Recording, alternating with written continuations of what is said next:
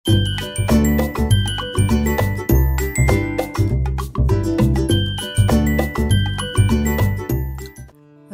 আলাইকুম, সবাই কেমন আছেন? আশা রাখছি আল্লাহর রহমতে সবাই অনেক বেশি ভালো আছেন। আমরা আলহামদুলিল্লাহ ভালো আছি। আজকে নতুন আরেকটি ভিডিও নিয়ে চলে আসলাম আপনাদের মাঝে। আশা রাখছি পুরো ভিডিওটি দেখলে আপনাদের ভালো লাগবে। আর আজকের ভিডিওটি শুরু করলাম আমি বিছানা গোছানো থেকে, কারণ আমার অনেক আপুরাই যারা রেগুলার তারা বুঝতে পারবেন যে আমার ছেলের যে অ্যালার্জির সমস্যার জন্য আমার বেডটা বেশিরভাগই কয়েকদিন পর পরই চেঞ্জ করতে হয়, যেমন 4 দিন বা 3 দিন, সপ্তাহে 2 বার আমার চেঞ্জ করতে হয়, কারণ ওর একটু অ্যালার্জির সমস্যা। সেই জন্য আমার বেডশিটটা একটু তাড়াতাড়ি চেঞ্জ করতে হয়। যাই হোক, এই তো আমি বেডটা উঠিয়ে নিলাম সুন্দর করে। এখন আমি ঝেড়ে নেব, ঝেড়ে উপরে থেকে ময়লাগুলো সরিয়ে দিব। বিশ্বাস করবেন কিনা জানি না, আমি প্রতিদিন আমার রুমটা সুন্দর করে আমি ক্লিন করি এবং নেকড়া একটু ভিজিয়ে আমি উপরে যে ধুলা থাকে এগুলো আমি প্রতিদিন মুছে ফেলি। তারপরে যে কোথা থেকে ধুলা আসে আমি জানি না। সকালে যা ঘুম থেকে উঠলে আমি যে বিছনাটা ঝাড়ু দিব তা দিতে পারি না আমার ছেলের জন্য। আমার ছেলে যখন রুম থেকে বের হয় ওয়াশরুমে যায়, আমি ওই ফাঁকে মনে করেন আমি পুরো রুমটা সুন্দর করে ঝাড়ুমুড়ি করে বেডটা ঝাড়ু দিয়ে তারপরে আমি রুমটা তাড়াতাড়ি ঝাড়ু দিয়ে ফেলি, যাতে আরও ধুলা মুখে না যায়। তো যাই হোক, এই তো আমার বেডশিটটা বিছানো হয়ে গেছে। এ পর্যন্ত যারা আমার ভিডিওটি ধৈর্য সহকারে দেখতেছেন, প্লিজ একটা লাইক দিয়ে দিবেন। আর যারা আজকে নতুন আমার ভিডিওটি দেখবেন, একটু হলে যদি ভালো লেগে যায় তাহলে সাবস্ক্রাইব করে আমার পাশেই থেকে যাবেন, আমাকে সাপোর্ট করবেন। আর যারা অলরেডি এই কাজটি করে ফেলেছেন তাদেরকে জানা অসংখ্য ধন্যবাদ। এবার আমার পাশে থাকবেন, আমাকে সাপোর্ট করবেন। এই তো আমি গুছিয়ে এখন আমি এই যে আমার ছেলের ক্লাস শেষ হয়ে গেছে, বিদায় অনুষ্ঠান হয়েছে আর কি, আমাদের সময় তো বিদায় অনুষ্ঠান বলতাম। এই তো এই গেঞ্জিটা, সাদা গেঞ্জিটা ওদের স্কুল থেকে দিয়েছে। এই গেঞ্জি দেওয়ার সব বন্ধুদের নাম লিখেছে। ওর বন্ধুরা মাশাআল্লাহ সবাই অনেক ভালো, অনেক মিশুক। কি বলবো, সেদিন আমি স্কুলে গিয়েছিলাম, কয়েকদিন আর কি রেগুলার আমি ওকে টিফিন দিতে গিয়েছিলাম। যখন আমি রুম দিয়ে উঠতেছিলাম আর কি গেট দিয়ে, তখন আমি 4 তলা পর্যন্ত যে আমি গেলাম টিফিনের সময়, শুধু আমাকে সবাই সালাম দিল, আন্টি আসসালামু আলাইকুম, আন্টি আসসালামু আলাইকুম। আমি দেখি খুবই অবাক হয়ে গেলাম। আমি আর করতে পারলাম না। আমি খুবই আনন্দিত হয়েছি যে মাশাআল্লাহ ছেলেগুলো খুবই ভালো। তো ওদের জন্য, সবার জন্য আমি দোয়া করি আল্লাহ যেন ওদের মনের আশা পূরণ করে এবং ওর বাপ মার মনের আশা যেন পূরণ করে, সবাই যেন পাস করে, আমি এই দোয়া করি আমার মন থেকে। এই তো বেডশিটটাও গুছিয়ে এরপর আমি সুন্দর করে ধুয়ে নিয়ে আসছি। এখন ধুয়ে আমি শুকা দিয়ে দিছি, তারপরে আমি রান্না করব, সেজন্য আমি ভাত বসিয়ে দিব।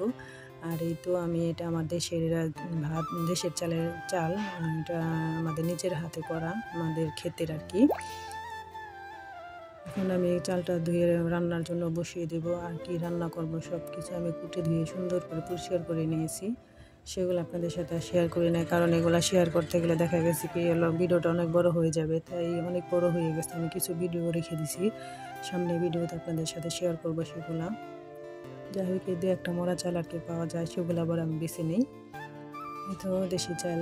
এই ভাতটা বিশ্বাস করবেন কিনা জানি না, এই চাল যখন আমার মাপতে যাই আমি কিন্তু মুখে এক মুঠো, পুরা মুখটা ভরে আমি চাল দিই মুখে, আমি খুব মজা করে খাই। আর এই তো যা রান্না করবো সব এখানে আমি গুছিয়ে নিয়েছি। কই মাছ দিয়ে, ডাঁটা দিয়ে, আলু দিয়ে রান্না করবো, এগুলো আমি পরিষ্কার করে নিয়েছি।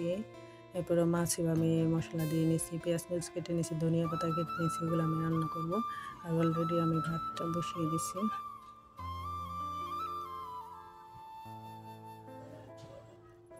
কেন যেন জানি না, আজকে আমার ভয়েস দিতে খুবই খারাপ লাগতেছে, কেন যেন আমার নিঃশ্বাস আমার ভারী হয়ে আসতেছে। এই তো ভাতটা হয়ে আসছে প্রায়। আর আমাদের এখান থেকে একটা, আগে রাস্তাটা বন্ধ ছিল, এখন রাস্তাটা চালু হয়ে গেছে, সেই জন্য এখান থেকে অনেক মানুষ যাওয়া আসা করে, মোটর সাইকেল নিয়ে যায়। এরপরে এমনিতে মানুষ অনেক হাঁটা চলা করে এখান দিয়ে, এর জন্য একটু শব্দ হয়, কেউ কিছু মনে করবেন না প্লিজ। আর এই তো আমি এখন মাছটা ভেজে নেবো, সেই জন্য কড়াইটার মধ্যে আমি তেল দিয়ে দিলাম।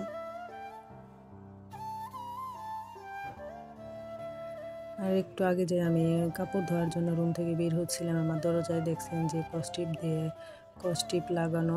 সামনে ছেলের পড়ার টেবিল, দরজাটা খুললেই টেবিলের কর্নারে লেগে যায়, একটু কর্নার উঠে গেছে, সেই জন্য আমি একটু তুলা দিয়ে কস্টিপটা লাগিয়ে নিচ্ছি, যাতে দরজার মধ্যে লাগলেও আমার ছেলের টেবিলটা যেন নষ্ট না হয়, সেই জন্য ওটা দিয়ে দিছি। আর এই বিল্ডিংটা অনেক পুরানো, যেহেতু এটা একটা কোয়ার্টার, সেজন্য। তো যাই হোক, এখন থাকতেছি, সবাই দোয়া করবেন আমার ছেলেটা যেন ভালো মতো পড়ালেখা করে সুন্দরভাবে একটা রেজাল্ট পায়, আশা করতেছি। তো সেই জন্য সেই পর্যন্ত আমার ছেলের জন্য দোয়া করবেন। যাই হোক, আমার তরকারি রান্নার জন্য আমি এখানে মশলা দিয়ে নিতেছি।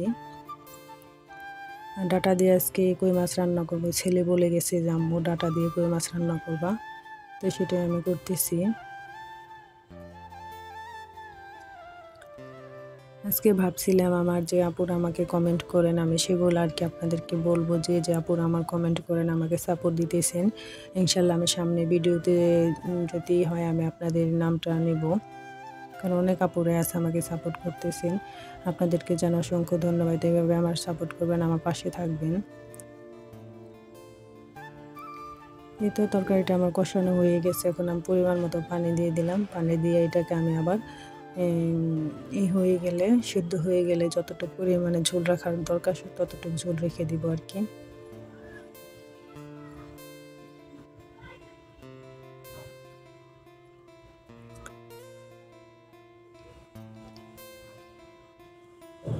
প্রতিদিনই অনেক কাজ থাকে, এগুলা যদি আপনাদের সাথে শেয়ার করতে যাই তাহলে ভিডিওটা অনেক বড় হয়ে যাবে। আর একটা কথা হলো কি, অনেক আপুরাই বলতেছে যেন আমি ভাবছিলাম এখন থেকে 2-3 মিনিট করে, আগে যেমন 2-3 মিনিট করে ভিডিও ছাড়ছি, এখনও ছাড়বো, কিন্তু এক ইউটিউবার আপু সেদিন দেখলাম যে বলতেছে যে না, 10-8 মিনিটের ভিডিও দিবেন, যাতে সবাই যতটুকু হয় দেখবে। আর 3 মিনিট দিলে দেখা গেছে কি কিছু কিছু মানুষ আছে 1 মিনিট দেখেই চলে যাবে, আর 8 মিনিটেরটা দিলে না হলেও 3 মিনিট দেখবে, এই হিসাবে আর কি লং ভিডিও দিতে বলতেছে আর কি। তো যাই হোক, আমি অনেক বছর হয়ে গেল আমি প্ল্যাটফর্মে আছি, যাক অনেক কিছু অভিজ্ঞতা হচ্ছে, এখন আগে হচ্ছিল না। আর এই তো আমি সব কিছু গুছিয়ে নিয়েছি, ছেলের জন্য মাংস আর পোলাওটা গরম করে দিয়েছি, ওটা খাবে, আর আমি ভাত খাবো।